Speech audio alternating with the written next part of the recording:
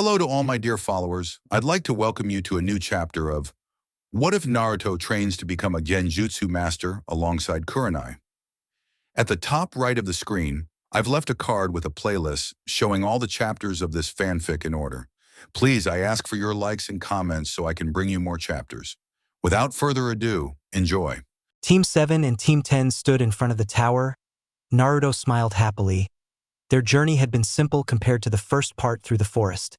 No one had attacked them the whole trip through, and that was a good thing. Though Naruto did learn that he had passed out for almost 2 full days. As such, there was only 1 day left until the exam finished. Naruto turned to Team 10 and tossed the earth scroll from his pouch to them. "Your reward, see you in the 3rd exam," he said as he bid them farewell, watching as they disappeared into the tower. Naruto turned to Sasuke and Sakura. "Ready?" he asked. Sasuke grunted and Sakura nodded as they walked into their own set of doors. They walked down a small corridor. As they walked, Sakura spoke up for the first time. Naruto?" she asked. Naruto turned to her as they walked, his raised eyebrow showing her to ask whatever she wanted. "Did you know that person who attacked us?" she asked. Naruto turned from her, his eyes turning cold. "Orochimaru, also known as Orochimaru no Densetsu no Sannin, the Snake Sannin, and one of the most dangerous traitors of Konohagakure. He is one of the only 5 people within Konoha who are still alive that are ranked as an S-rank shinobi," Naruto said. Sasuke and Sakura's eyes widened. Sakura took another minute to speak again. "What did he want with us? What did he do to Sasuke-kun?" she asked in a shaky voice. Sasuke's eyes shot to her, but Naruto looked down. "I wish I knew Sakura. But whatever he wants is definitely not beneficial to Konoha. We should try not to stay away from him. It's a miracle we are still alive after having crossed paths with him. He was merely toying with us when we fought, and I felt that he wasn't even using a full 10% of his power to fight us. He truly is a monster of a shinobi," Naruto said. Again, Sasuke and Sakura's eyes widened and the group walked in silence for close to 5 minutes. The end of the hallway came into sight as they walked. "What happened to your hair, arms, and chest dobe?" Sasuke asked. Naruto glanced at Sasuke, his mind wheeling through different ideas, each more feeble than the last when Kiba spoke from his nap. Tell them the truth, a genjutsu that was put on you by someone broke when you were fighting. It will also deter them from asking about when you used my power," he said as Naruto heard the Kiba move around in his mind. "Someone had put a seal on me when I was younger which activated a genjutsu. When I was fighting Orochimaru, it broke for some reason. That was why I managed to land a hit on him," Naruto explained. Sakura and Sasuke nodded.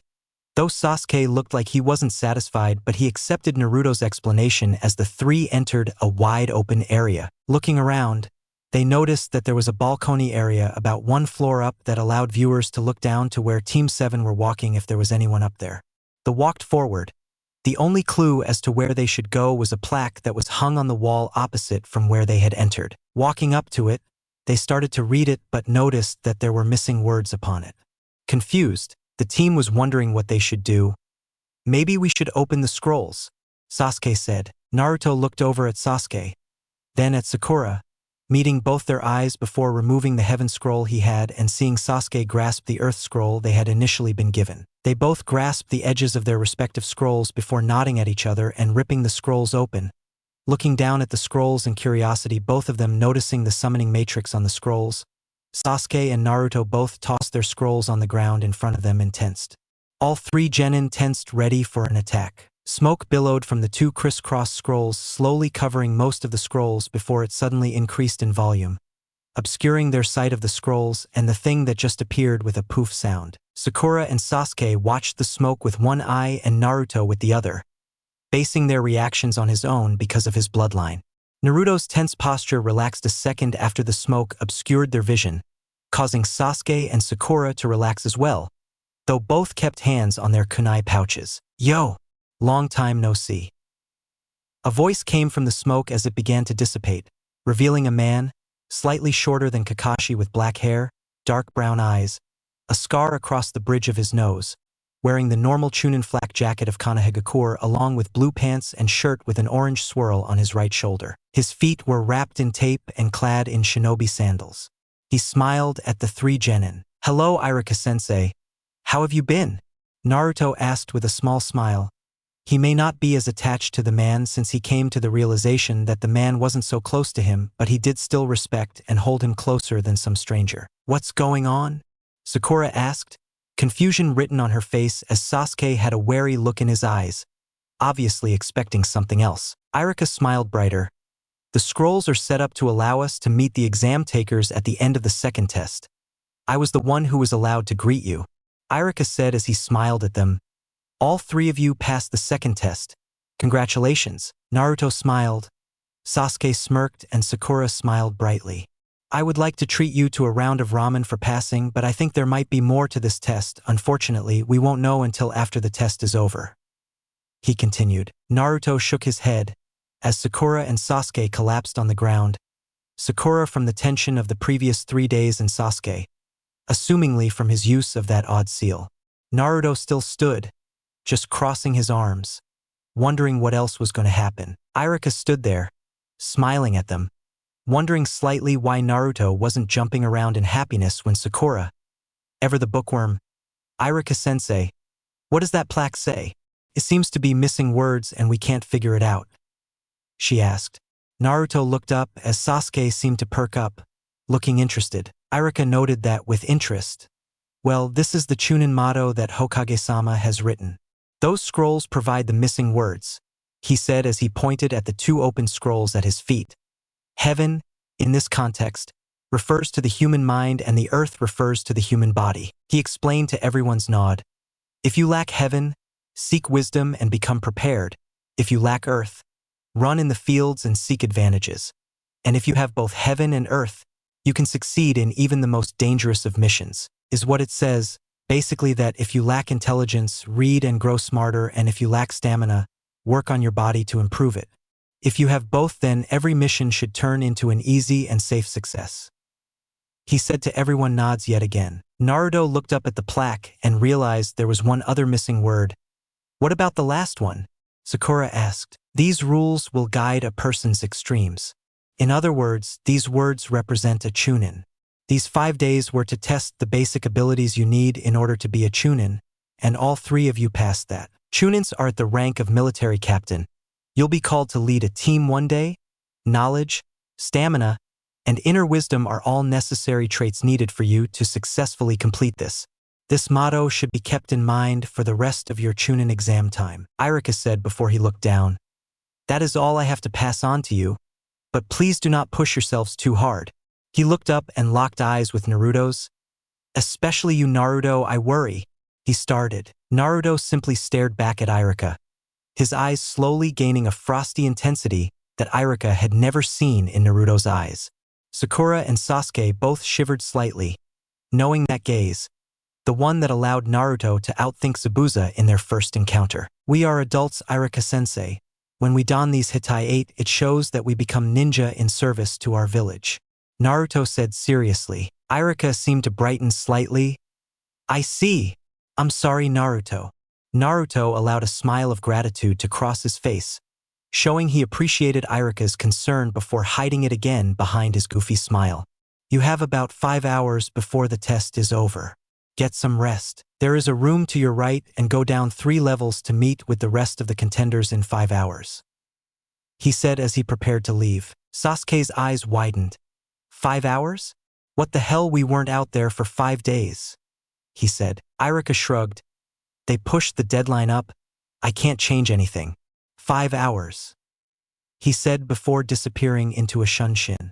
"Damn," Sasuke muttered before the team walked into the room allotted to them and began to rest up. Scene break. Naruto, his goofy smile back in place as he squinted his eyes, and his team stood in a room much like the one with the plaque on it, only it was 5 times that size, still with the balcony above one level and an odd statue which showed 2 arms, covered in what looked to be mesh armor with 2 hands holding the ram sign, on the opposite end of the entrance.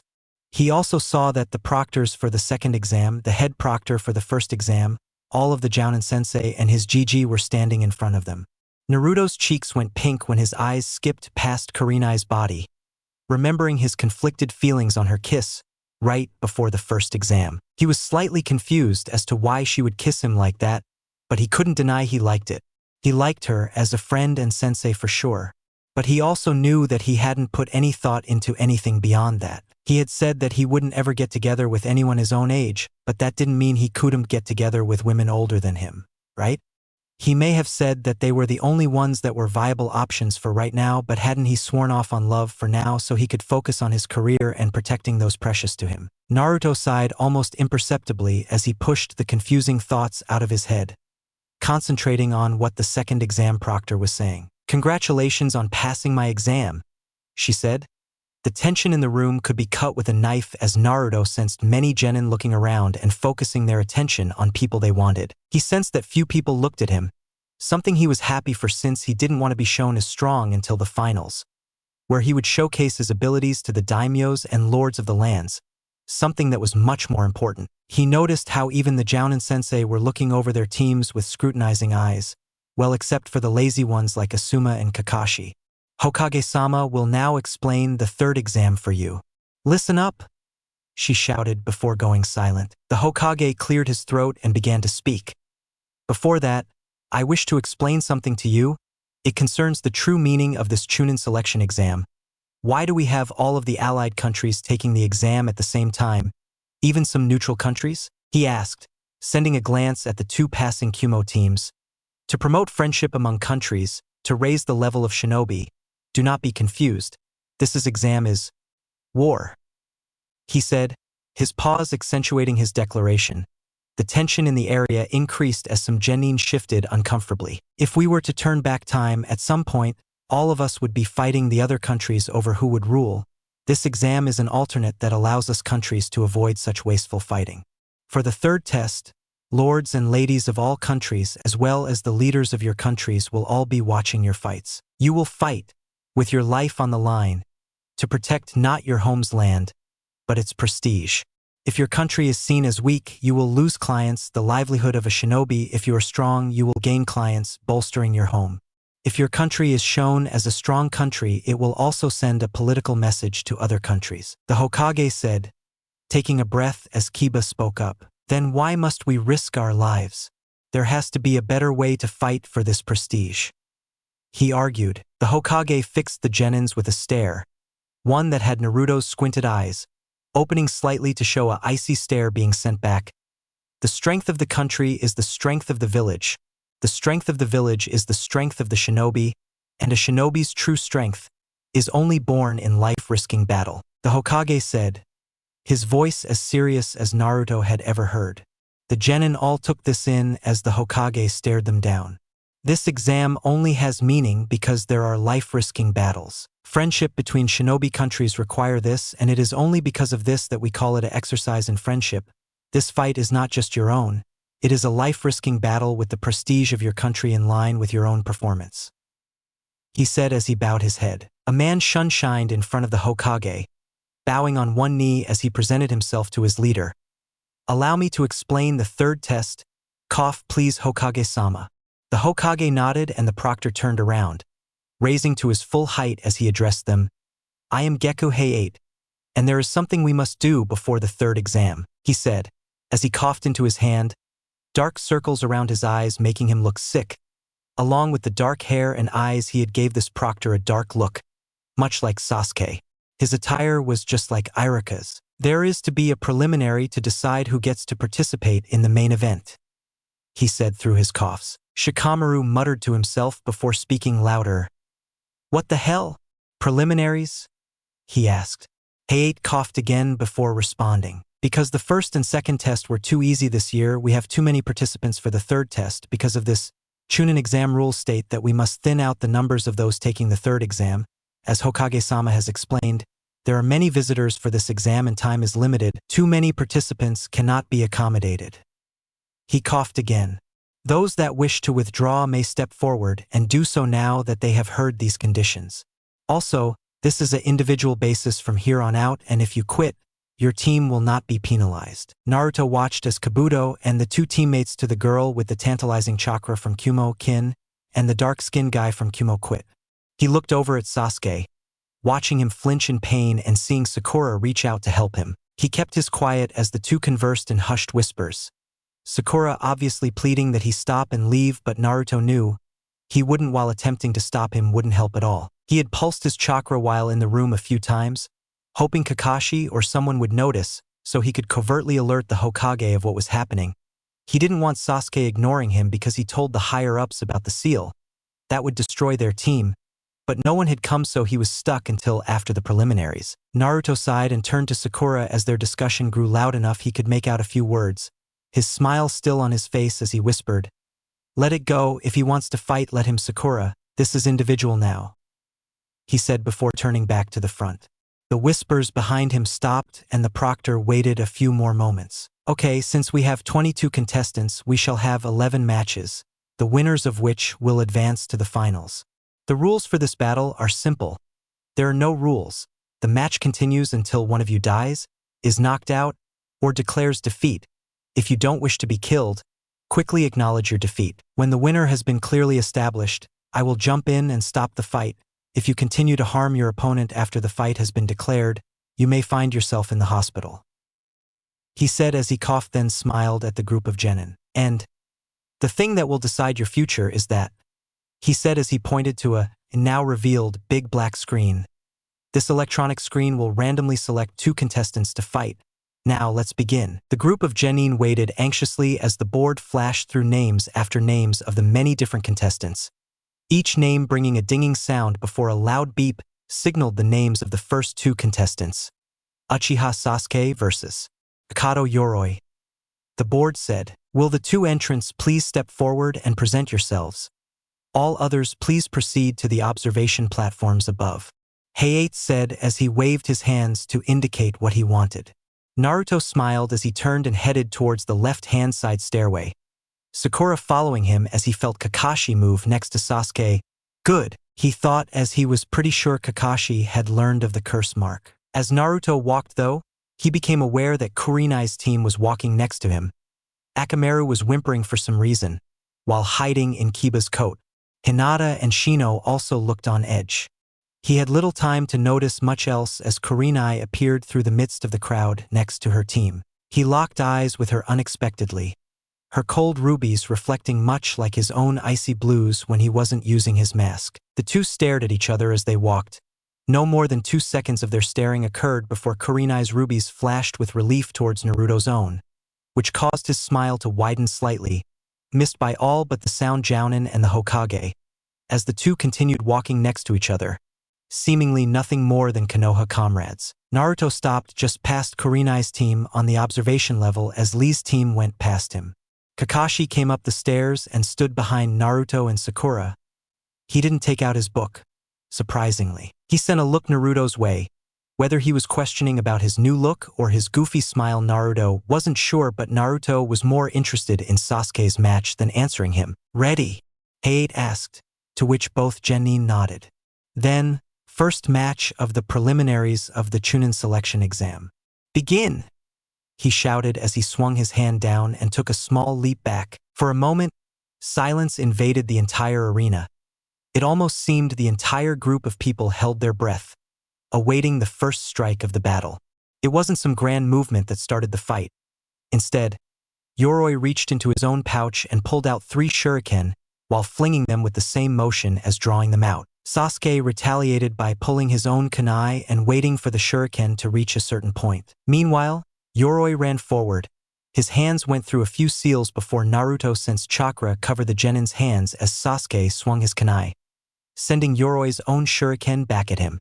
Unfortunately, the cursed seal seemed to act up at that moment as Sasuke lost his balance and crashed onto his right shoulder, his kunai underneath his own body. Sasuke looked up only to have to roll to the side, avoiding the kunai. Yoroi plunged down, hoping to end the fight right then. Sasuke rolled his feet under Yoroi's, flipping the genin around his leg and grasping his arm with his own, pushing down on his body with his legs, stretching his arm and pushing on his throat.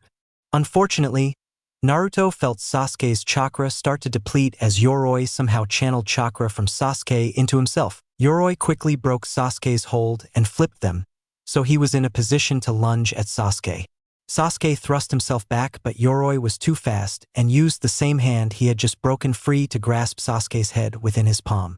"You, my chakra," Sasuke whispered, Sasuke had finally figured it out. Sasuke struggled for a few moments before kicking Yoroi away from him. Sasuke was panting hard as Yoroi chuckled, his hand held up threateningly. "You still have some power, huh?" he asked. Sasuke looked around furiously, wondering what to do. Naruto frowned, as Sakura looked on worriedly.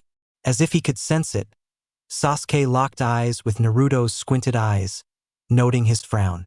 Sasuke stared at Naruto for a few more seconds, before his smirk returned and he turned to Yoroi, who was rushing forward attempting to catch Sasuke off guard. Sasuke's smirk only widened as he put a hand on the ground and brought his leg around, trying to hit Yoroi in the head like he had when Naruto had stopped him. Yoroi laughed. "That was way too obvious," he said as he caught Sasuke's leg with his hand. Sasuke's smirk widened and Naruto's eyes opened. "This is gonna hurt," Naruto whispered. Sasuke's arm whipped out and Yoroi's eyes went wide as he dropped Sasuke on the hand that was supporting him. Every male in the area winced as Yoroi dropped to his knees and held the two most important objects on every man. "Don't assume anything. You dropped your guard," Sasuke said as he brought his other leg around and viciously kicked Yoroi in the head as his eyes rolled into the back of his head and the guy passed out before he even hit the wall. Heiei took one look at Sasuke, panting but standing, and said, "Winner, Uchiha Sasuke." Sasuke collapsed onto his ass after the declaration, his body racked with a bit of pain as Kakashi appeared behind him. Kakashi waved off the medics and grabbed Sasuke's shoulder before disappearing in a shunshin. Naruto noticed that the Kumo teams seemed a bit disappointed that they hadn't seen more from the first fight, if their constant whispering was any indication.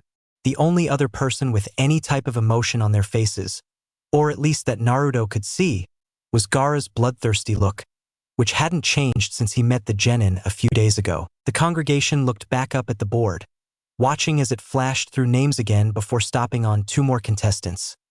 Abomi Zaku versus Aburame Shino. The board flashed. "Will both entrants please make your way down here?" Heiei said. Naruto watched as Shino silently walked down the stairs to where Sasuke had stood, Zaku mimicking his movements from across the room. Heiei looked at the two. "Ready?" he asked. Two silent nods were his answer yet again. "Second match of the preliminaries. Begin," he said and leaped backwards yet again. The two stared each other down for a few moments before Zaku shakily took one of the two arms that were in slings from Sasuke's earlier attack out. He smirked.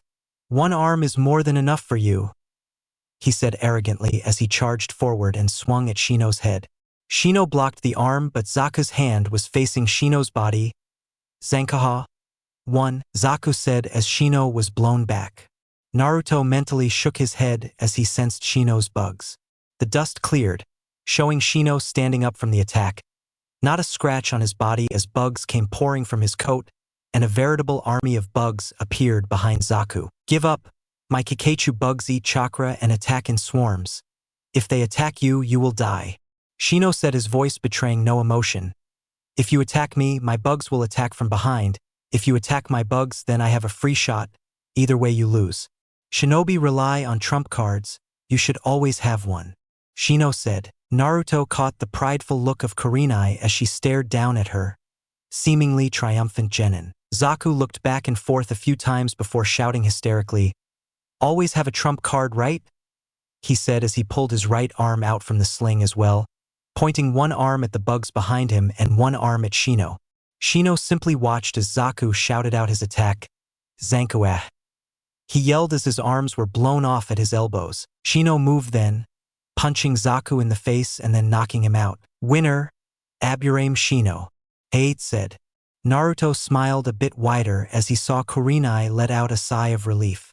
Now, he saw some of the teams conversing, expanding upon Shino's tactics and obviously getting ready to face him if the need arose. Naruto's sensor alerted him to his sensei's return just as the screen showed the next match. Tsurugi Misumi versus Kankuro. Naruto turned from the match, his interest lost as Sakura pestered Kakashi with questions about Sasuke. "How is he, sensei?" she asked worriedly. "Well, he's fine. He is resting in a hospital bed," Kakashi answered as he looked down at the fight about to start. He turned to Naruto, that same question now in his single exposed eye as he looked at his student. "Hey Naruto, what's up with the hair?"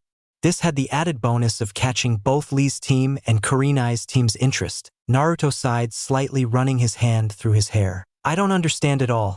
I was told by some ANBU that some seal had been put on me and was broken, he said, drawing shocked looks from everyone around him. Unfortunately, because Naruto was turned away from the other side of the room, he missed the intense look Yugito was now giving him. When did you meet ANBU? Sakura asked, more worried about that part as Kakashi posed the question Jounin wanted to hear. What seal? He asked. Naruto smiled and his eyes squinted. I met the ANBU after Orochimaru attacked us. And the seal. He paused longer this time, his hand coming up to his chin as he took a thinking pose.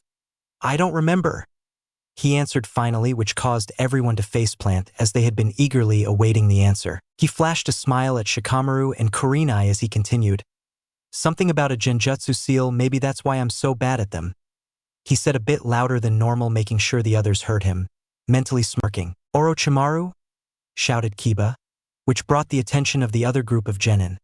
Seeing as the match between Kankuro and Misugi was almost over, Kankuro almost losing. Quiet, Kiba-kun. Hinata said quietly. Naruto nodded. Yeah, he attacked us in the forest for some reason, he said, his head shaking and his body taking up his thinking pose again. For a few seconds he was quiet before saying, I wonder why. He trailed off. Naruto. Why didn't you tell Irika-sensei about this? Kakashi asked. Naruto shrugged. Didn't seem important at the time. I was kinda tired and I didn't want to have to spend the next few hours talking to Gigi, especially if there was more exams to take.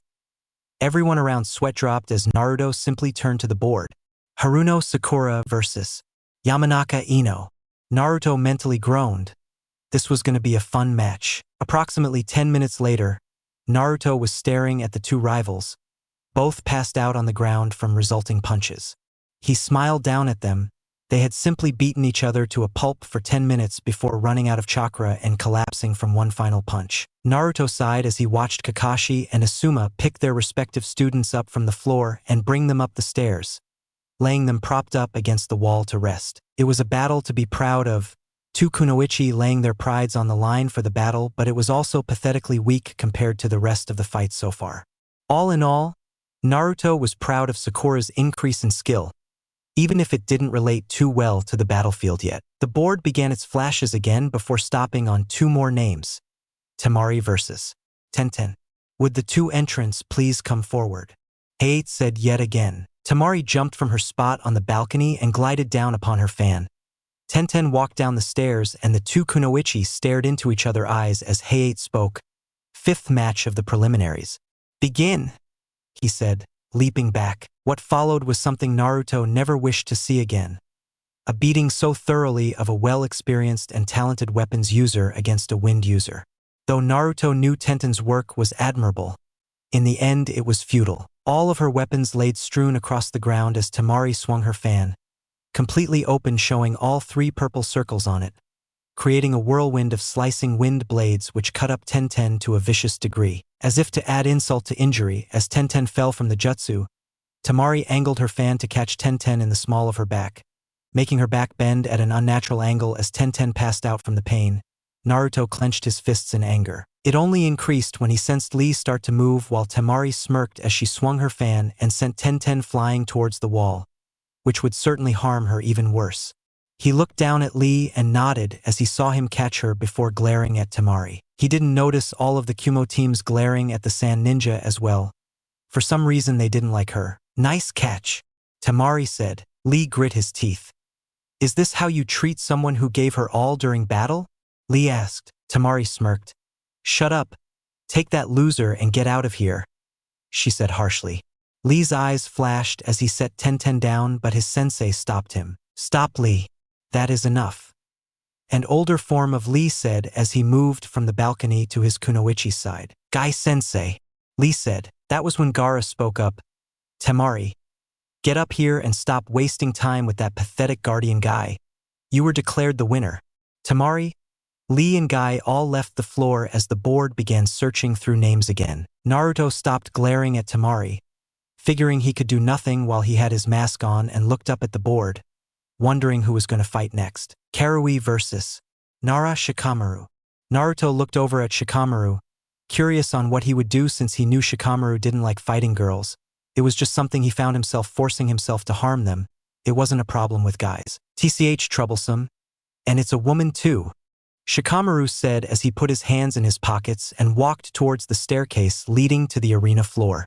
Naruto smiled, his eyes squinting as he watched his friend take his place across from the red-haired, katana-wielding Kimogakure genin. Karui had a scowl on her face as Ino cheered her teammate on vigorously, having recovered from her fight with Sakura shortly after Tenten's match had been decided. I wonder why you would have trouble if I am a woman, you lazy jackass, Karui said, indicating that she had heard him from across the room somehow. Shikamaru sighed as Naruto withheld his smirk, his eyes darting to Kurenai's face, which seemed to beam in pride for the young kunoichi. Troublesome, Shikamaru repeated as Hayate stepped forward. Naruto knew Kurenai had been upset with Shikamaru's declaration of fighting a woman, but it wasn't what either of them thought, and Naruto and Chuji were the only ones who would understand why that is. Sixth match of the preliminaries. Begin, Hayate said before coughing and jumping backwards. Karui looked at Shikamaru for a moment as Shikamaru looked at her, each wondering the best course of action before Karui suddenly blurred out of existence and next to Shikamaru, her katana already out of its sheath and shining brightly in the light. Shikamaru's eyes were wide as she swung her katana down, aiming for his neck. Shikamaru twisted with her weapon. The tip of her long swing barely brushed the side of his neck as he twirled, only his training allowing him to move before actually being caught by the attack. Karui stood where she had attacked from as Shikamaru took a few steps back. That was close, you're fast, Shikamaru said. Karui chuckled mirthlessly. Flattery will get you nowhere, you chauvinistic pig. I hate men like you. Men who think that women are inferior to you just because we don't have a dick. You disgust me, Karui said as she glared at Shikamaru. Shikamaru seemed taken aback. He wasn't looking down on her. Was he? Shikamaru shook his head. No, but that was what it sounded like. Shikamaru fell to the ground quickly as Karui's blade split the wind where his head had just been. Grimacing, Shikamaru went through 3 hand seals before stopping in the rat sign. Kage no Jutsu. 2. He said as his shadow stretched out and latched onto the tip of Karui's blade's shadow.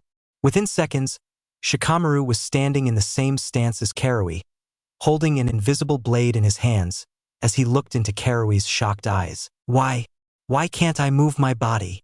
Karui asked as she visibly seemed frustrated by the lack of movement of her own limbs. My Kage forces you to copy my movements. Once my shadow latches onto you, you are stuck. Now, I have a problem harming women, not because they don't have dicks but because my mother beat that into me when I was younger. Shikamaru, Chuji, and Naruto all shivered as they imagined Yoshino. I am sorry that you took offense to what I said. It was not meant to offend, Shikamaru said as he bowed to her, Karui following his example. When he straightened, he didn't allow her to speak. Now surrender, he said as he took hold of the phantom blade in his hand, the real one in Karui's, and held it up to her own neck. Karui merely glared at Shikamaru, her determination to die, if she had to, shining in her eyes as Shikamaru sighed. Proctor, he said. Hayate coughed. Winner, Nara Shikamaru. Shikamaru nodded before releasing his jutsu and bowing again to Karui before returning to his team. Karui stormed off towards her team, her eyes shining with the want for a rematch. Thus the board began again, the incessant dinging of the names becoming background noise as Naruto thought to himself, Chuji, Hinata, Lee, Neji, Kiba, myself, Gaara, Yugito, that girl with the tantalizing chakra, and that fur-backed guy. Half the contestants eliminated. He thought as the board stopped. Ni Yugito versus Inuzuka Kiba. Will both entrants please make their way to the arena? Hayate repeated for the 7th time that day. As the 2 combatants faced off, Naruto felt that burning flame that was Yugito's chakra flare up. Ready? Hayate asked, to which Akamaru jumped out from his partner's coat and got into a ready stance. Yugito nodded and Hayate raised his arm. 7th match of the preliminaries. Begin! He yelled, then jumped back, giving the entrants their space. Again, there were a few moments of silence as the 2 opponents sized each other up. At least, Akamaru and Kiba were sizing up their opponent. Yugito almost seemed bored from how she looked at Kiba with a half-lidded gaze much like Kakashi's. Naruto watched with great interest as he noted Shikamaru lead his team closer to him. Shikamaru himself stood next to him as he whispered, "She's not normal, is she?" He asked so quietly not even the Jounin could hear him. Naruto's mouth didn't seem to move as he responded. "Her chakra is like nothing I have ever encountered before. Her and that other girl from Kumo that you didn't fight, though Yugito's feels more like Gaara's than anyone else's." That other girl. Naruto trailed off, not wanting to call her chakra tantalizing out loud. Shikamaru nodded and their eyes were drawn back to the fight as Kiba ran through some hand seals and called out his first attack. "Ninpo. Shikyaku no Jutsu. 3. Kiba said as he crouched down on all fours like the name of the technique implied. Akamaru positioned himself next to his partner, and Kiba smirked ferally. "Here I come," Kiba said as he began to move at mid-chunin level speed, his feet leaving small gusts of wind as he pushed off from his starting place. Naruto's eyes didn't follow Kiba. He watched Yugito carefully as her eyes darted to where Kiba was going to reappear to attack her, and calmly stepped the attack before he even appeared. Kiba's wide swing was the first mistake Kiba made as Yugito lashed out, her punch hitting Kiba in the solar plexus, knocking the wind out of him while causing him to spiral to the ground a few feet away, coughing for breath and dripping some blood from his mouth. Naruto caught Kurenai take a step forward from the corner of his eye as Hinata's hands tightened around the railing she held, obviously worried about her teammate. Yugito pulled her hand back, returning to her relaxed pose as she looked at Kiba. "You shouldn't hold back, Kiba-san. That was merely a warning to not try to go easy on me like your comrade did to my teammate. He was lucky Karui was so ill-equipped to fight him, or he would have found himself without a head," she said calmly as she brushed some dirt that had gotten on her leg off. Kiba struggled to his feet. Akamaru barked as he appeared by his side. "Now then, let's start the real battle, shall we?" Yugito asked as she stood to her full height and looked at Kiba. Her black eyes bored a hole into his own as Kiba shifted, waiting for what she was going to do. Yugito seemed to pick up on this as she quickly started her own hand seals. After about 5 seconds of hand seal speed Naruto had only witnessed when Kakashi had fought Zabuza, she called out her own technique, "Sakibo? 4? She said as blue fire surrounded her hands and feet, resembling the paws of a monstrous-sized cat. Naruto's sensor went into overdrive as he sensed that bright flame suddenly turn a bit more malignant and Gaara's chakra spike in response to Yugito's chakra usage. "Nibi and Shikaku. Damn.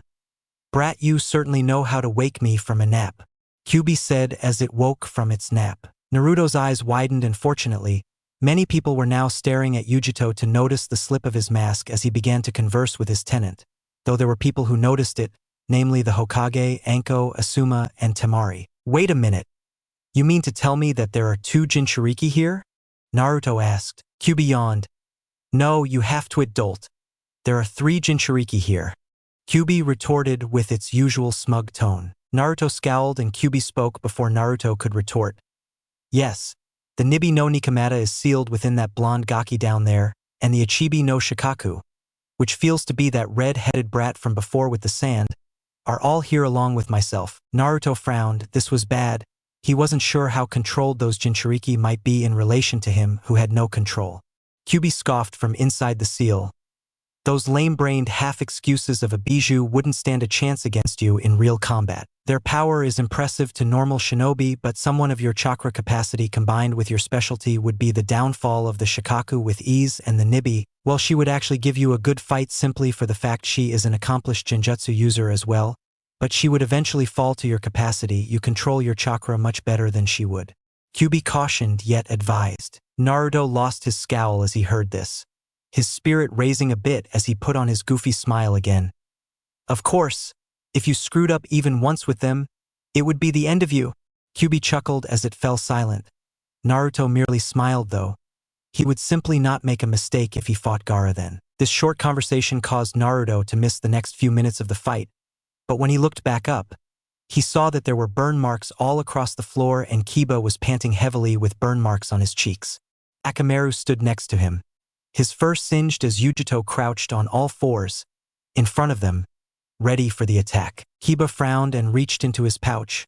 Pulling out a small pill, he quickly sent it over to Akamaru, who ate it and he ate another one he pulled out himself. Akamaru began growling as his fur turned blood red and Kiba crouched down. Akamaru jumped up on top of his partner and barked a bit as Kiba called out his jutsu. Ninpo, Kage Bunshin. 5. Akamaru was covered in smoke before a copy of Kiba appeared where Akamaru had been. Soldier pills, Chuji said to every genin looking confused. It is a medicine that is said to allow a soldier to be able to fight for 3 days and nights. It is full of protein and has a special stimulant that probably increased Kiba and Akamaru's chakra levels, he explained. Kiba smirked as he rushed forward, both he and Akamaru pressing their advantage. To no avail it seemed as Kiba swiped at Yugito's stomach only to find her backstepping his attack. Then Akamaru tried to catch her foot, but she somersaulted over them and into the air to avoid the attack, the fire still on her hands. Kiba and Akamaru stared at her with smirks. Gotcha! Take this! Kiba yelled as Kiba and Akamaru launched themselves into the air. Naruto saw Hinata's hands tighten on the railing again and Kurenai, who had crossed her arms, gripped her upper arms. The two then began to twist in a furious pace, causing a tornado to appear around them. Naruto watched as the two converged on Yugito in the air, as Kiba called out his attack, Gutsuga! 6. There was a rather spectacular collision in the air, and the whole room watched. Their breaths held as the small cloud of smoke billowed where the collision had occurred. Naruto got a bad feeling right as Kiba and Akamaru appeared from the smoke, both covered in burns as they plummeted towards the arena floor. Naruto frowned as he watched them land and Akamaru whimpered before falling completely limp. Kiba struggled, pushing his upper body up as he looked at Yugito, who had cancelled her jutsu. Heiate sighed into his cough as he rose his hand. Winner, ni Yugito, he announced as Yugito smirked at Kiba before turning away from him. Kiba growled as he pushed himself up completely.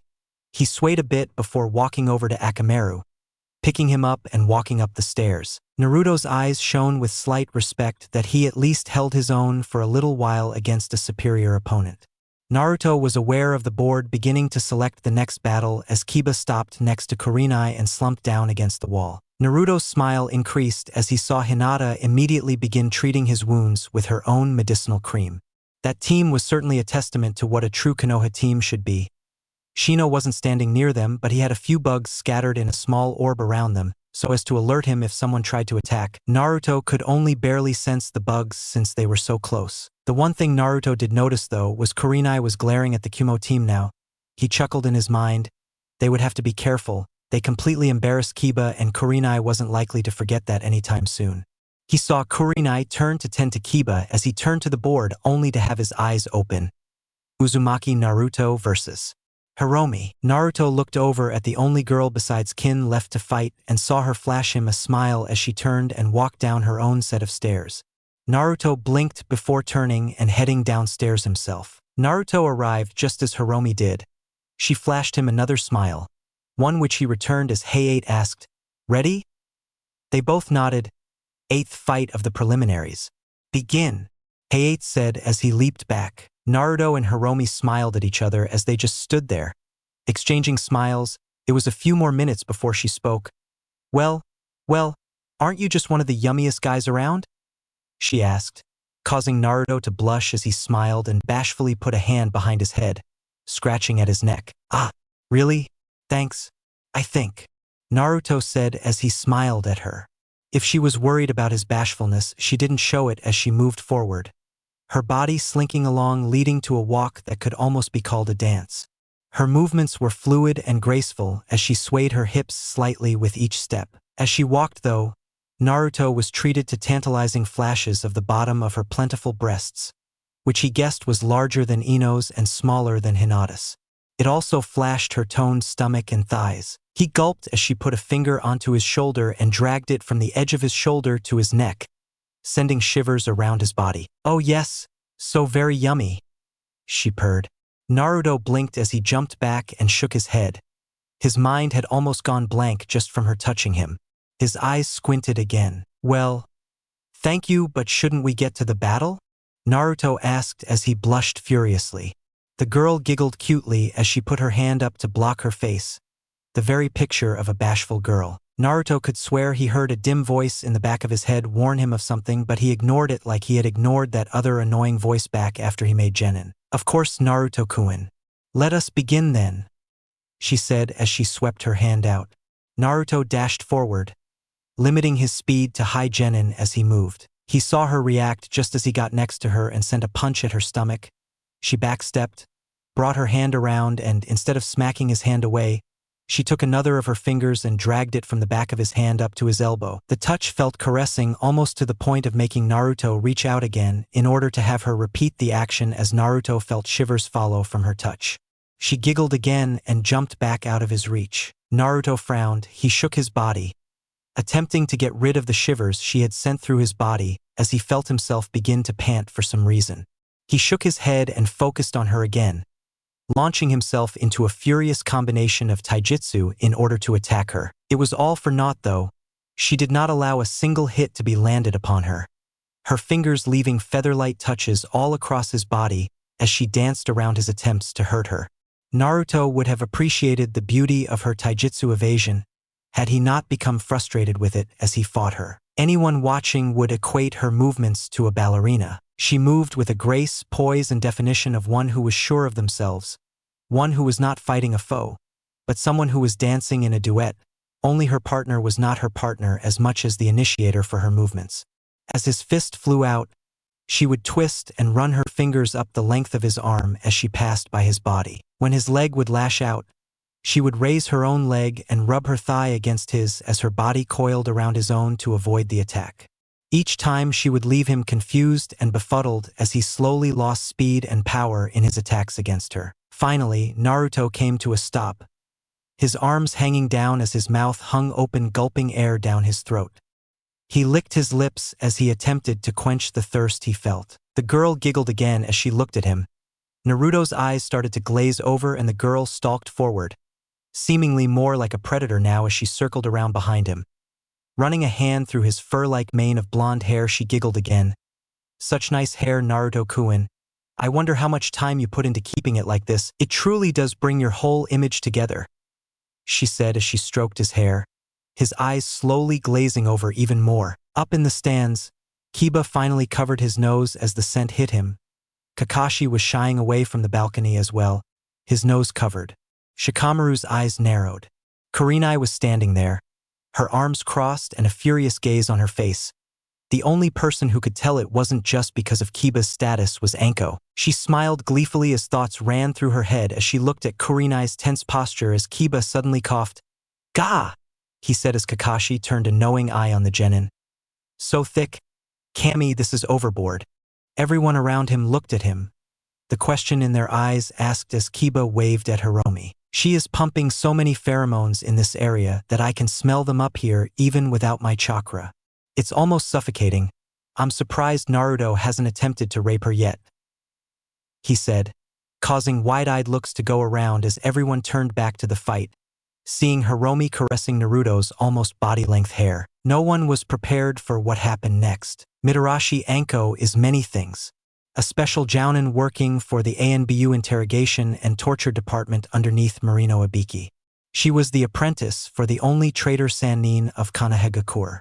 She is an expert in the human mind and its mechanics, almost to the level of Marino Ibiki, the proclaimed mindcrack himself. She was the only person within Konoha that was proficient with the Hibi Taijutsu style, and she was also the only person to use snakes as a summon. On the outside, she was a rough, tough, uncouth kunoichi who was capable of ripping men's balls off and shoving them down their throats to get what she wanted. However, what few knew about Mitarashi Anko was the woman beneath the kunoichi. Much like all well-known kunoichi, Anko had a side that only those who knew her very well could say they had witnessed. Currently, there were only 3 people like that: the Hokage, Yuzuki Yugao, and Naichan or Yuhi Kurenai. These 3 people knew that Anko had a severe dango fetish along with red bean paste and a cold cup of sake. Although most of the village knew of her dango fetish, it was much the same level as Naruto's old addiction to ramen. These 3 also knew that Anko was a promiscuous woman by nature, flirty and flew by the seat of her panties most of the time. It was only known to them, though, that she was only this way in public. She had stated multiple times that should she find a boyfriend, She would be the most loyal lover a man could ever ask, as well as one of the most active. It was through this bond that Anko had with Kurenai that she had come to know about the blonde-haired young man now standing in front of the others against a proverbial slut. This girl was obviously meant for seduction. The way her clothes were arranged along with the way she moved all lured men in. Anko had teased Naruto about being Kurenai's boy toy, even if she was pretty sure it wasn't that way with the two of them. It was for this reason, though, that Anko found Kurenai's stance odd. Sure, Naruto wasn't fighting too well and that hussy was trying to seduce a win, but that was perfectly legal. Nai-chan is pretty pissed, and I can only think of two reasons why. Either that blonde-maned hunk of a young man is really her boy toy, and she is pissed about another woman trying to take him. Anko giggled perversely and idly noted that Hokage-sama had wiped his nose with a handkerchief hiding the nosebleed he carried from the erotic show the genin was putting on. Or, she is pissed another of her students is getting creamed by another Kumogakure ninja. Anko mused as she looked on. That was when Kurenai spoke, her voice carrying a tone that made Anko shiver. Anko knew that tone, she knew that tone well. While her dango fetish was well known, it wasn't known that Anko sometimes overdid it and went into a bit of a kunai fling when she ate too much dango, no reason why. It just happened. Anko assumed it was a coping mechanism for her fucked up life. That was why she knew this tone so well. It was the same one Kurenai used to calm her down, and it sent chills up her spine as Kurenai spoke again after a short silence. Anko's eyes widened. Option 2. Definitely pissed because he was getting beaten, Anko murmured, catching the Hokage's slight nod, as she watched Naruto. Doesn't mean I'm not going to toy with her later though. She blushes so cutely, Anko thought to herself. Scene break. Naruto's eyes glazed over and he felt as if he was falling into a deep slumber while hearing Heromi talk. Such nice hair, Naruto-kun, she said, and that was the last he heard as he felt almost as if his body slowly became lethargic and he blinked his eyes as he felt his lids grow heavy. Dropping to a half-lidded gaze, he stared at the now in front of him girl with unrestrained lust. Naruto mentally smirked as he was about to make his move. This act was going along so well and everyone would think he was still weak. That was, until he heard Kurenai's voice and he felt his back straighten without his consent and he mentally sighed. Shit, Kurenai-sensei is pissed. He thought. Naruto. Kurenai's calm voice cut through the tension in the air. Shikamaru smirked. He knew what was going to happen. Most of the room turned to Kurenai. Even the seductress turned to Kurenai with an upheld eyebrow, taunting her fellow kunoichi as if she were fighting her for control of Naruto. Kurenai stared back down at her. Full-blown jounin stare and apathy bearing down on the genin as she spoke again. Her voice sounding beautiful and deadly to all who heard it. Stop holding back. The genin seemed confused as Kakashi and Asuma looked at Kurenai oddly. What do you mean stop holding back? Kakashi asked. Kurenai didn't spare him a look as she stared down at the fight. The only person who was frowning was Yugito. The others all just looked confused or shocked. Naruto cursed again in his head, trying for one last shot to keep his mask up and not show more than he needed to. He blinked before his eyes seemed to dilate fast, his cerulean orbs becoming the size of a large rock as he stared up at Kurenai with a look of such total innocence in his eyes it caused all of the women in the area to blush, except Kurenai. But, he said as his lower lip quivered and some of the younger girls gained hearts in her eyes at his cuteness. Kurenai, he whined, but Kurenai cut him off. Now, Naruto, she said, her rubies shining with a cold fury as she looked at him. He mentally sighed and let his face fall. Everyone looking on seemed to frown at Kurenai as Naruto looked downtrodden, his bangs covering his eyes as he processed what she wanted while turning back around to face Heromi. The Hokage and Shikamaru were the only ones smirking as Anko had a look of shock on her face, and the rest of the people in the room were looking on curiously. Yugito watched carefully as Naruto's face fell, and she even leaned forward slightly as Heromi began her attack anew, after having glared at Kurenai for interrupting. There, Naruto-kun. The red-eyed bitch shouldn't have been so mean to you. It's okay, Heromi-chan will make you feel better, she said as she reached out to place a hand on his chin. Hi, sensei, Naruto said, his voice lacking emotion, causing everyone but Kurenai, Shikamaru, the Hokage, and his team to blink. When they regained their ability to see the arena, Most people's eyes narrowed as they watched Naruto reach out and grab Hiromi's hand in his own. Heromi smiled seductively. "Oh, Naruto-kun," she cooed, ignoring his change in voice in the hopes that she could get close to his back again to end this. She had only been teasing with him so far, but what Kurenai had said set her flames of revenge burning. She wanted to end this fast so that Kurenai would feel the sting of failure, especially since she showed such faith in Naruto's ability. Only Yugito saw the smirk that crossed Naruto's face as he suddenly tightened his hold and brought his other arm around his longer-than-normal reach for his height, allowing him to plant a rather vicious punch straight onto Hiromi's cheek, one which sent her flying back from the surprise and hurt Heromi now felt. The whole congregation now sported shocked looks as they saw Naruto land his first attack of the day. Kurenai held her gaze on Naruto's back as Naruto's friends smiled. Naruto brought his hand back from his punch and flexed it as he looked up, his eyes no longer the happy bright blue they had been. His goofy smile replaced upon his face with something that noted his seriousness. The foreign shinobi standing on the opposite side of Naruto all had slightly surprised looks as they watched Naruto stand tall, his posture completely different from when his mask had been present. "So, it wasn't my imagination," Temari whispered to herself as she looked at the cold eyes that she had glimpsed when Naruto had stopped her and Kankuro from hitting Konohamaru. Hiromi struggled back to her feet, her hand going to her reddened face from where Naruto's punch had hit her. When she brought her hand back from her cheek, her eyes widened as she looked at the blood that covered her finger.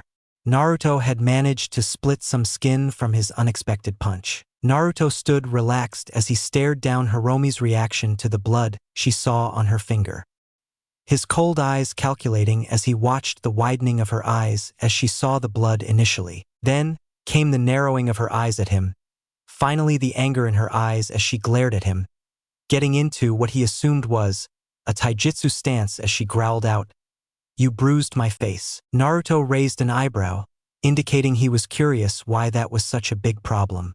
"I'll kill you," she yelled. Naruto took a step back as the dancer from before completely disappeared in his opponent.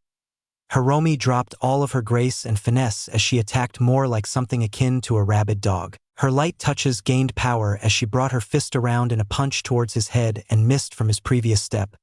Her hand crashed into the ground, creating a small crater in the ground where he had been standing. A slight widening of his eyes indicated Naruto's surprise. Naruto ducked under the kick she sent at his head and lashed out, his punch hitting her in the stomach this time, also knocking the wind out of her. He pushed her then, making her land on her back, her legs spread out and her arms stretched up towards him. He moved quickly, grasping both her hands and bringing them around her back and placing his knee in the small of her back. He watched as she attempted to throw him off her back with a few rolls until he reached up, squeezing a pressure point on her neck, and sent her into unconsciousness. He sighed mentally as he thought about Kurenai forcing him to show his speed, though he had managed to avoid using Genjutsu, as far as the crowd knew so far. Scene break. Up in the stands, Kurenai nodded her head, satisfied at how thoroughly Naruto had defeated his opponent once he had grown serious. Shikamaru and Chuji smiled proudly as Sakura cheered for her teammates' win. Kakashi's single eye was narrowed as he looked at Naruto get up from the kunoichi's back. "Winner, Uzumaki Naruto," Eight yelled out. Naruto nodded and was about to turn when he sensed Yugito appear on the arena floor, her face unreadable as she looked at him. He cocked his head to the side, wondering what she was going to say. "Blade of Illusion, it seems you are aptly named. Isn't that right, Naruto-san?" she said loudly, drawing most of the people's stares. Naruto didn't answer as he went to turn again. He felt Yugito's chakra flare. That was when he felt Nibi's chakra flare as well, the bloodlust and fiery feel of her chakra doubling as he felt her ki focus on him as she glared. "But you should know that Reikage-sama will see you are not nearly as powerful as his cousin claimed you after the end of this exam," she said. Naruto rose an eyebrow, guessing that he could play her game. "Would you like to show those other Bijuu whose territory they are on?" Naruto asked of the beast inside him. Kyuubi's feral growl was the only answer he received as his eyes refocused on Yugito's flaring chakra. "You have no idea who you are challenging, you little kitty cat," Naruto said, his voice devoid of emotion. A silence descended on the arena as everyone wondered why Naruto called her that when Naruto's voice rang out, shattering everyone's silence with a condescending tone in his voice. Know your place, kitten. Naruto's eyes flashed red as Kyuubi's Yuki flashed within his own chakra. Naruto's eyes panned around to look up at Gaara. You too, Tanuki, he said as he let them feel his own tenant's Yuki for a few seconds. The rest of the room started to sweat. The regular genin all had shifty eyes as they looked between Naruto, Yugito, and Gaara, wondering what was going on as Gaara stared at Naruto. The Suna, Kumo, and Konoha Jounin all tensed as they felt their own respective Bijuu chakra spike within the room. Soon enough, all of the Jounin had taken up defensive stances. The lone exception was the Hokage, Kurenai, and Shikamaru. All of them looked down at Naruto, a worried look in their eyes as he stared down Gaara. Then, just as soon as it started, Shikaku's Yuki dissipated, followed quickly by Nibi's, leaving on Kyuubi's flaring. Slowly, as every eye landed on Naruto, Naruto's eyelids began to drop. As his eyelids slowly closed, the Kyuubi's Yuki dissipated. Slowly but surely, the tension in the air dropped as Naruto's eyelids continued their downward trip. Finally, Naruto's eyes closed and Kyuubi's Yuki completely disappeared behind his seal. The entire room stood at a standstill as everyone either trembled or tensed from the aftermath of the clash of three Bijuu, even through their own containers. Naruto opened his eyes, locking them on Yugito, who couldn't hide the slight fear hidden deep in her eyes. Naruto didn't spare her a second glance as he felt every eye in the area on him. He mentally sighed, so much for his plan of seeming weak until the finals. It would seem Kyuubi's Yuki may be instilling him with some of that inexhaustive pride Kyuubi seemed to hold. But, as Naruto went to turn around, to rejoin his sensei and teammate, he noticed someone whom he recognized. His eyes flashed a brighter blue as he spoke while turning and beginning to walk away from the middle of the room, the entire area's silence broken by his words. Temari-san, he said as his back turned to her. We shinobi have no honor on the battlefield. We fight to the best of our abilities using the dirtiest of tricks and tactics to defeat our opponents, he said as he walked, citing parts of the ninja rulebook. Even off the battlefield, in politics, and when we meet opposing shinobi, we don't hold mercy or empathy towards our enemies. Only that which we symbolize is what we carry. He trailed off, death, he said as he came to a stop. We bring only death to our opponents or we die ourselves, that is our life. The life of a killer, he said. We hold no honor on or off the battlefield, he said quietly, almost to himself, even if everyone heard it. That is why we have only one honor awarded to us shinobi. Only once do we ever carry honor or morals in our existence, Naruto said, his voice now filled with his passion as his eyes locked with the Hokage's own. Only in death do we ever honor or carry our lives with dignity. Within Konoha, we honor those who died with a monument. Naruto paused, looking off into the distance where he knew Wave Country was. That is why. Dishonor the dead again like you did with Tenten. Naruto trailed off as he spiked his Ki at Temari, turning his head so one burning eye of cerulean met with hers. And I'll kill you, he said before turning around and walking up the stairs towards his team, leaving the room to think on his words as the Hokage tipped his hat so no one could see his face. The smile of a honored and proud grandfather spread across his aged visage. Scene break. YOSH. Naruto-kun's flames of youth are burning brightly, Guy said as Naruto stopped by Kurenai. Guy and Lee appearing next to Naruto, both with flames in their eyes as they looked at him eagerly. Naruto couldn't stop the blank expression on his face as he answered, "Huh, we must celebrate Naruto-kun's flames of youth with a training session right after this Guy-sensei. He upholds Tenten-chan's honor," Lee yelled as he looked over at Guy. Naruto's sweat dropped as he looked at them, he asking the same question. "What are you talking about?" Guy apparently ignored him as he said, "You are right, Lee. We must do 1,000 push-ups in glory for Naruto-kun's burning flames of youth. And if we cannot do that, we must run around Konoha 15 times at full speed. And if we cannot do that," Guy continued as Lee nodded emphatically. "Guy-sensei, your flames of youth burn brightly," Lee yelled as he stared at his sensei. "Lee," Guy said as he turned to his student. "Guy-sensei," Lee shouted. "Lee," Guy shouted back. "Guy-sensei," Lee shouted as the two green-clad shinobi hugged, only the jounin being fast enough to look away as each of the genin on the balcony were caught in the dreaded Genjutsu of youth. A sunset appeared behind the two hugging shinobi, they themselves standing on a sandy beach which gently sloped down to where the waves crashed onto the shore, sending a mist of water into the air to tint the air a rainbow of colors to everyone watching. The Genjutsu was so real Naruto could swear he heard the sound of birds from the shore and feel the spray of the mist as it sprayed against his body. Okay, Naruto drawled as he turned from them, facing Kurenai as Yugito grabbed her fellow Kumogakure Kunoichi, returning to their balcony. Naruto's eyes shone with his unasked question as the board sprung to life, searching through names again. Kurenai shrugged slightly at Naruto. I didn't want another Kumo win. It was bad enough Kiba got hurt, she answered. Naruto smirked slightly as the other jounin raised their eyebrows. No shame, she's the nibby, he whispered to Kurenai as he turned back around, enjoying the shocked look on Kurenai's face a bit more than normal. Adequate show, brat. I'm going back to sleep. Don't wake me, Kyubi said as he went quiet back in Naruto's mind. Naruto's smile turned into a foxy smirk. He frowned though, as he saw the board. Hyuga Hinata versus Hyuga Neji. Now, Naruto knew a little about the Hyuga clan, mainly the things only those outsiders could tell from observation. Firstly, he knew that the clan was broken up into two different branches. He had seen the Hyuga compound during his pranking days and knew that one branch was better off than the other. This was the second thing. The branch whom had less extravagant living quarters seemed to be oppressed by their counterparts. The final thing he knew was that each one of these people possessed the Byakugan, a Jujutsu that he knew fairly well, considering how proficient it was in Genjutsu, and he needed to know his weaknesses. The Byakugan is capable of seeing chakra even better than the Sharingan. It also had the ability to see through solid objects, even see a person's chakra tenketsu, the places where chakra was released and allowed to flow through a person's body. He also knew that these coils were wrapped all within your body, allowing one to spread their chakra within their body and strengthening their bodies, a very basic technique. The thing that gave Naruto a bad feeling was Neji's smirk as he turned to Hinata before jumping down to the arena ground.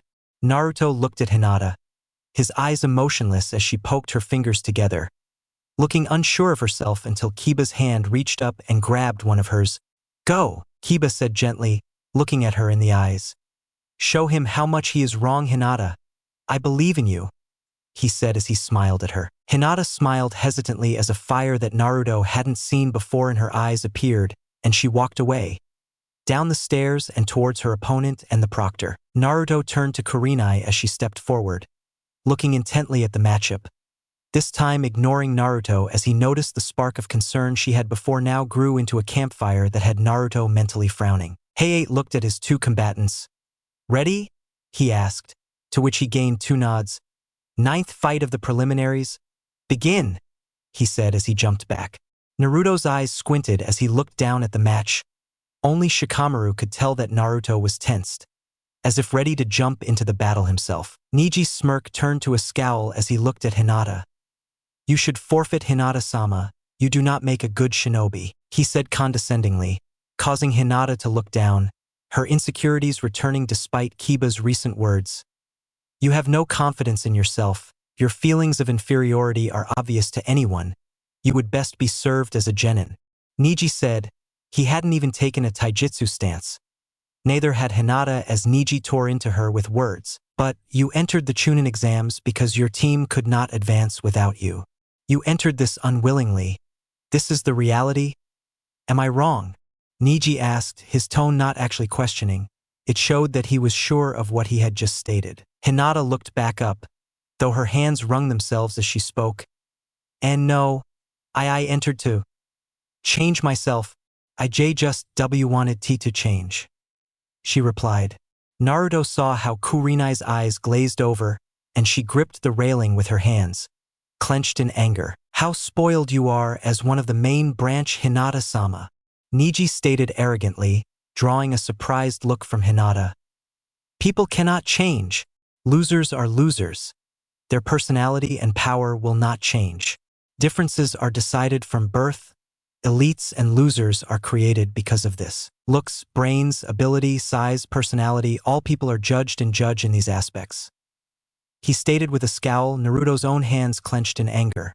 Because of these unchangeable distinctions, people discriminate and are discriminated against, and they suffer because of their own means. Just like the fact that I am from the branch house cannot be changed.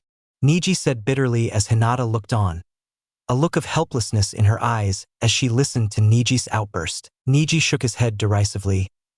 I have seen many things with my Byakugan, and I have seen you, deep inside, all you want to do is turn around and run away, he said condescendingly. Naruto barely heard Sakura's question about the Byakugan and Kakashi answering it as he felt the blood pump in his ears. Neji seemed to be able to press his buttons without ever realizing it. Neji activated his Byakugan, the veins surrounding his eyes bulging out as his eyesight improved. Naruto watched closely as Neji's ki spiked and Hinata's eyes shifted nervously, her fingers grasping at her lip. You cannot fool my eyes. Against my Ki just now, your eyes floated to the upper left, indicating you remembering your past, your painful past. Then to the lower right, indicating you are imagining physical and emotional pain. Basically, you are thinking about how this match will end, indicating you already know that. You'll lose, he said arrogantly as if the match was already finished. Neji opened his mouth to speak. Shut up, bastard! Kiba yelled from his spot leaning against the wall. Coughing a bit as he glared down at Neji, Naruto chuckled slightly. He had been about to say something as well, despite his control over his emotions. Neji seemed to be the only one who was capable of annoying him to the same level as Sasuke. Beat his ass, Hinata-chan. He's only talking like that because he is imagining himself losing, he yelled. Kurenai smiled softly and Naruto nodded his head as the genin around them all looked back at Hinata, to see that fire return full force. Hinata stared down Neji, the fire in her eyes causing Neji to sigh. So, you won't forfeit.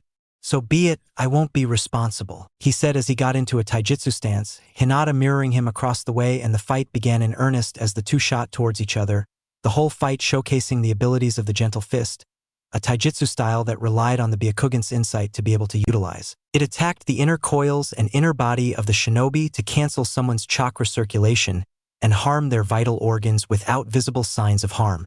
Naruto could feel as they both started to release chakra through their hands with each attack. Of course, as this went on, Kakashi decided to question his student since he already knew much about the gentle fist and walked over to his student.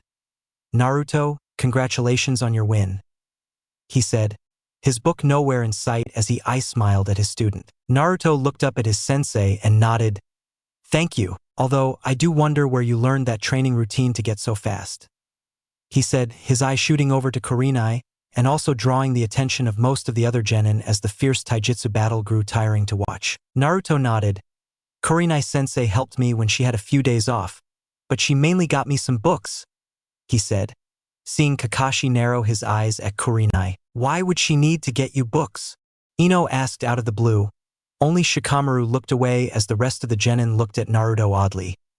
The library is free to use. Naruto's eyes slowly panned over to where Ino was, suddenly locking eyes with her.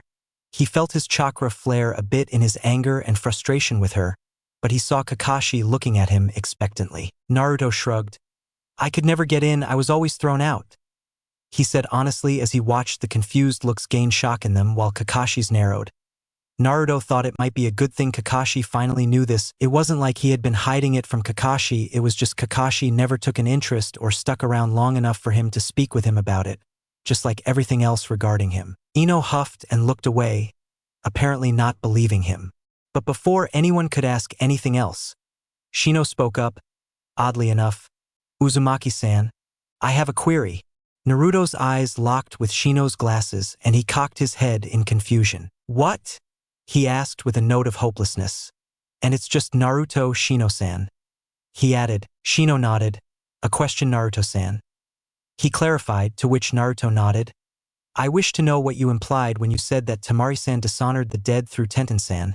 She was not dead at the end of their match, as such it is illogical to follow your words, he said. Naruto took a few seconds, sifting through what Shino said before responding. For their battle, after Temari had been declared a winner, Tenten was, in effect, dead because the battlefield had been dissolved and, in a real war, Tenten would have died. Shino nodded. By tossing her body away and calling her weak even though she was a proud kunoichi, She disrespected Tenten, a dead opponent. Naruto explained, to which Shino nodded and the rest of the group all nodded in agreement with what Naruto had said. They were brought back to the Hyuga fight with a yell from Kiba. "You can do it, Hinata-chan," he yelled. Hinata seemed to gain some strength from her teammates' encouragement, but Naruto's eyes clearly saw the damage her body had sustained. Her clothes were tattered and her arms were covered in small bruises from vicious hits from Neji's attacks. She was also dribbling blood from her mouth as she dashed forward again, attacking Neji with a precise abandon. After a few attacks and dodges, Neji's hand came up and smacked her chin, causing Hinata to step back slightly. Her shoulders slumped from her exhaustion. "Hinata!" Kurenai whispered to herself, looking down at her student. Hinata looked up again, that fire still going strong as she dashed forward. One last-ditch attempt fueling her feet as she came within striking distance, sending her attack towards Neji's arm. Neji didn't even move more than his arm as he brought his palm up and sent a chakra pulse directly in the middle of her chest cavity, looking down at her with a sneer as he watched her collapse. "You don't understand anything, do you? You haven't done anything since this fight began," Neji said as he looked down at his cousin. "A deciding blow to the heart. The match is over," Guy said solemnly. "Winner," Hayate said, raising his arm before Naruto's calm voice cut across his own. "You might want to check again, Proctor-san," he said as everyone looked back at Hinata, surprised to see her struggling to her feet once again. "Why do you stand? If you push yourself, you'll die," Neji said as he glared at his cousin. "Acting tough is useless. You can barely stand," Neji said. "It's not over," Hinata said as she held her side, blood dripping from her mouth as she panted. "Since the time of your birth, the responsibility of the main house has been thrust upon you. You have always hated your own weakness, but you cannot change, it is destiny," Neji said as he continued his prophetic speeches. "There is no need for you to suffer. Let it go and forfeit," Neji said. Hinata looked down slightly before squaring her shoulders. Looking Neji straight in the eyes, she panted out, "That's not true, Neji-nisan, because I can see. It's not me. The person lost and suffering in the destinies of the main and branch house is you," she said as she coughed up a bit more blood. All of the Konoha Jounin tensed as Neji's eyes widened before he sprinted forward, intent on attacking Hinata. "Wait, Neji-kun.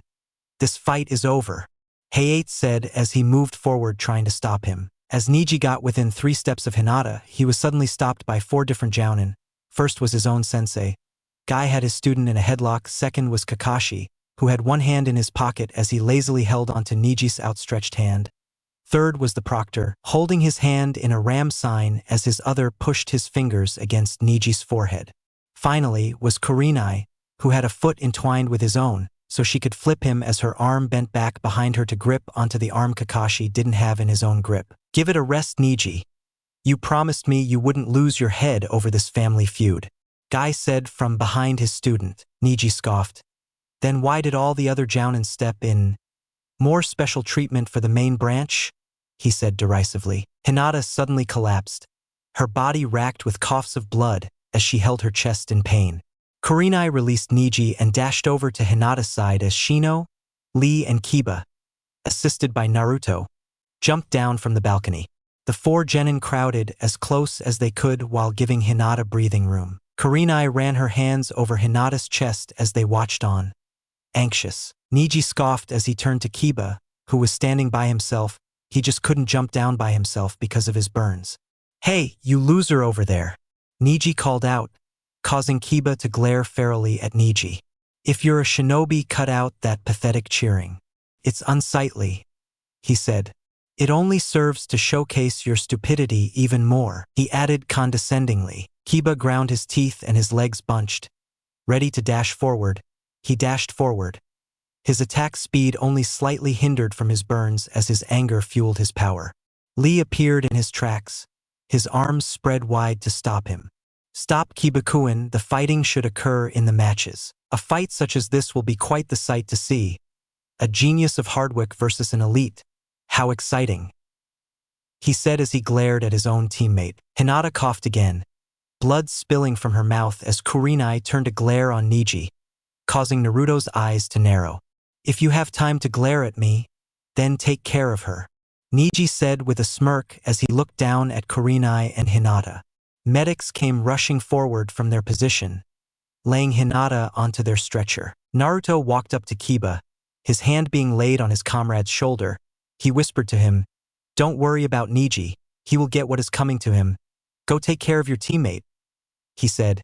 Kiba nodded, his glare still on Neji as he turned and followed Hinata and Kurenai out of the arena. Shino flanked Naruto as Lee moved back towards the balcony.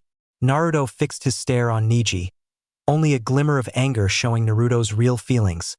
The buzzing of bugs behind him told Shino was in full accordance with his feelings. Neji scoffed as he turned and headed past Naruto towards the opposite end of the room. Naruto shook his head as he called out to Neji. "You know, I would be careful who you call a loser," Naruto said warningly. He smirked slightly when he saw Neji stop. As only a loser would call getting the protection everyone deserves special treatment because his own eyes are so clouded he cannot see the truth for what it is, he said before he turned with Shino and jumped up to the balcony. Shino glared at Neji but followed Naruto, knowing that he could do nothing about Neji's attitude here. With that, the tension in the arena dissipated slightly as the board sprung to life again. Naruto stood next to Shino, both of their countenances telling the others of the anger they felt. Shino's bugs buzzed loudly as Naruto had a look of consternation on his face. Gaara's eyes gained a gleam as he looked down at the blood that Hinata had coughed up on the arena floor. Akimichi Chuji versus Sabaku no Gaara. The board read out as it stopped its relentless flashing. Gaara held his hand in one sign as sand swirled around him, slowly building until one couldn't see his body. The sand then moved towards the arena ground and slowly began swirling around before it stopped and revealed Gaara as it fell to the floor. Chuji looked down, his eyes nervous as Asuma tried to bribe him. "If you fight, I'll buy you an all-you-can-eat steak dinner after the preliminaries," he said around his ever-present cigarette. Oi, don't bribe him with food.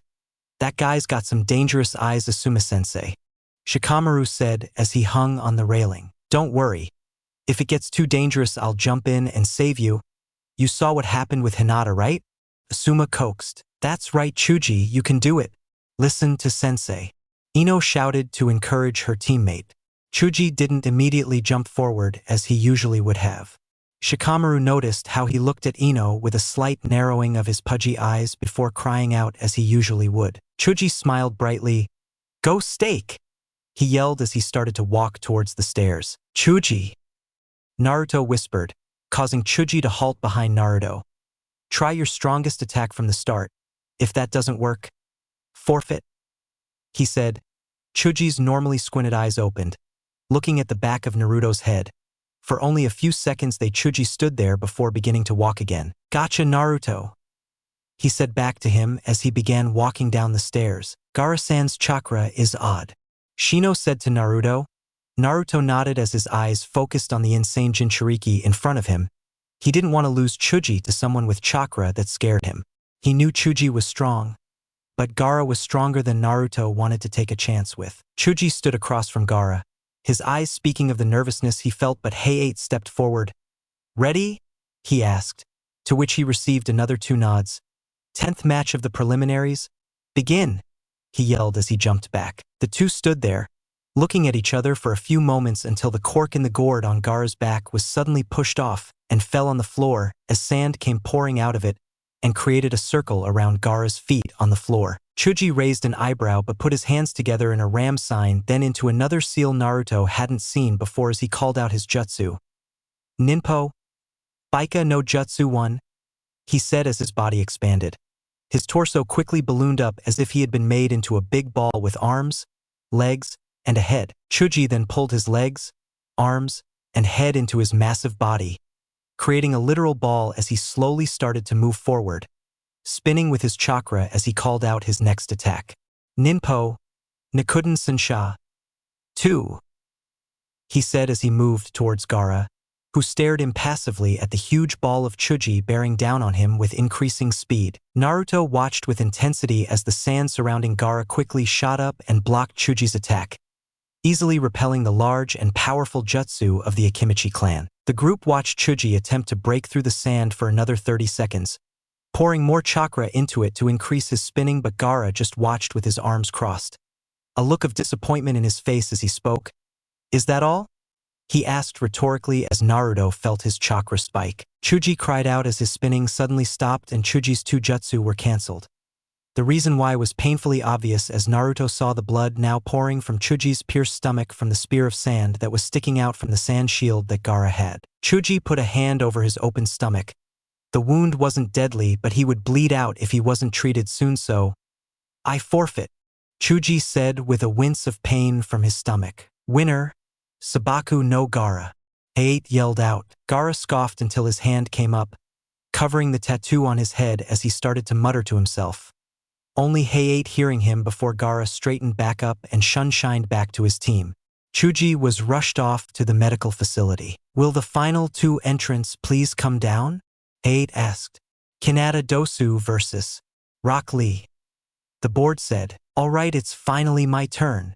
Lee yelled as he jumped down to the arena and Dosu narrowed his eye across the room as he followed suit. Lee smiled at his opponent as Height stepped between the two. Ready? He asked, to which he gained two nods. Final match of the preliminaries, Hajime, he yelled as he coughed and jumped back. I already beat you once. What makes you think that you can beat me now? Dosu asked as he raised his melody arm. Lee smirked. The lotus of the leaf blooms twice, he said, to which many people heard Sakura gasp up in the stands. Lee set himself in his taijutsu stance, as Dosu set his feet slightly wider. The two stood still for a few moments until Lee dashed forward, his speed impressive even from Naruto's point of view, and attempted to plant a punch to Dosu's stomach. Dosu blocked with his melody arm and attempted to swing his other arm. That arm was brought up to block the kick that Lee had coming from Dosu's other side. This was how the fight continued. Dosu attempting to use his melody arm but unable to because he had to block Lee's fast strikes. Finally, after what seemed 15 minutes but were actually only 3 minutes, Lee was kicked back by Dosu, who was panting slightly as Lee smirked, returning to his taijutsu stance. However, before the fight could continue, Guy spoke up. Lee, take them off, he yelled. Lee looked back at Guy with confusion. But you said, he began before Guy cut him off. I will allow it this time, he said, to which Lee smiled as he jumped back, placing some more room between him and Dosu. Dosu watched, curious on what Lee was doing as he kneeled down, pushing his orange leg warmers down, showing weights with the kanji for guts on them. Dosu scoffed as Lee took the weights off and held them up. What kind of weights would allow you to dash? He was cut off as the weights fell that small amount to crater slightly into the ground. Dosu's eyes widened and he went to thrust his hand forward, but the fight was already over. Lee appeared next to Dosu, the entire congregation surprised by Lee's movement as Lee brought a vicious kick up and hit Dosu straight into the wall, knocking the guy out. Lee frowned but moved back to his weights as Height spoke. Winner, Rock Lee. Lee smiled as he picked his weights up, put them back on and walked back to the arena area as Height said, with this, the preliminaries are finished. Will the winners please reassemble in front of me?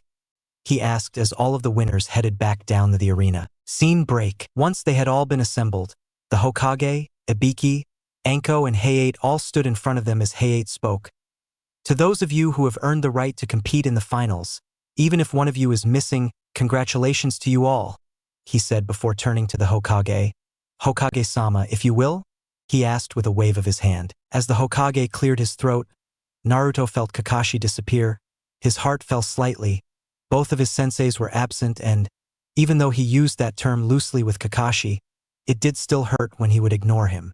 However, he didn't let that distract him as he stood next to Shino, whose bugs were buzzing because Neji was on his other side. Let me explain the third test. As I said before, these matches will be seen by many important people. As such, I want you all to fight to the best of your abilities. This is also to show off for your countries, which is why the finals will be in 1 month.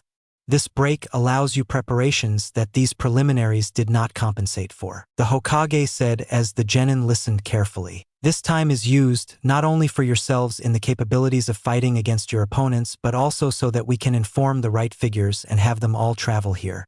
This time allows for you to know yourself and your enemy. Before this, you fought with no comprehension of your opponent's ability. Now you have information and your own observation to calculate into your fights. Of course, there are those who have shown everything they can do to you, and those who have hidden their potential. This month is to allow for you to rest or improve, so your fights can be the best show that our clients wish to see. The Hokage said as he took a deep breath of his pipe. Now then, let us decide the order of the finals. Please take a piece of paper from the box that Anko-san is holding. The Hokage said as Anko stepped forward and stopped in front of each genin, allowing them to pick their piece of paper. Once all of them had a paper, Ibiki took a step forward. As Anko walked away. Please tell me your number. Starting with you, Ibiki said as he pointed at Lee, who was at the end of the line. 9. Lee said, 4. Kankuro answered, 6. Temari said, 10. Gaara answered, 2. Neji said, 3. Shino said, 1.